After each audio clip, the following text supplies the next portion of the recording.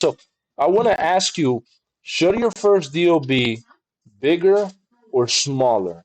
And what are the pros and cons of each? Yeah, I'll touch on both of those. So I just commented on this on LinkedIn like last week, but um, I in at this point I've interviewed like 35 plus people who have had a business failure after buying, right? And in over 80% of those cases, deal fatigue is a real issue. And you're going to maximize that deal fatigue if you're going into it and you don't have any kind of income. Like a lot of people get, you hear burn the boats. You hear that thrown around a lot, as a way to, force, action. And and I get it. I understand the sentiment, but I think it's really the bad way to go because when you look at negotiation, we talk about things like BATNA, your better alternative to a negotiated agreement, right?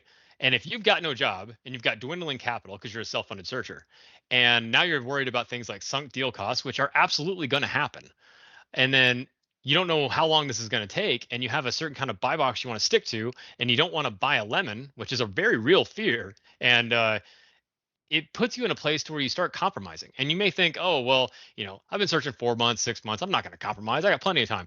Yeah, well, wait till you're on month 17. It gets tiring. It's a long slog of you digging through the haystack trying to find a needle, thinking, "Oh man, what about that business like back in month 7? Man, that was the one that got away. I'm not going to find one like that again." Because now you're wondering, am I even going to close? You probably told your family you're going to do this. You posted about it online, like, "Hey, I'm searching for a business," and you still haven't found one, and money's dwindling, and you're starting to feel compromised. And now you're like, "All right, well," then you start thinking, "All right, well, there's nothing perfect. I'm going to find good enough." And then that starts leading you down towards like excusing red flags.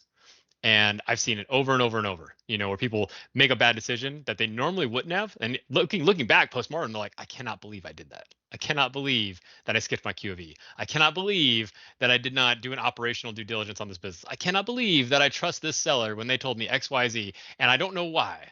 Like there's one owner I spoke to his story is in my book.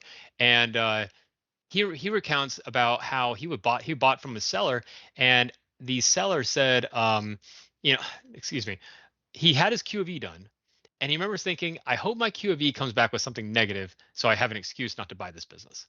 And the Q of E came back, and it was good. The Q of E was like, yeah, you're fine. I mean, it marked it off a couple percentage points, but it wasn't a big deal. It's like everything looked solid. And he's like, oh, all right, well then I'll move forward.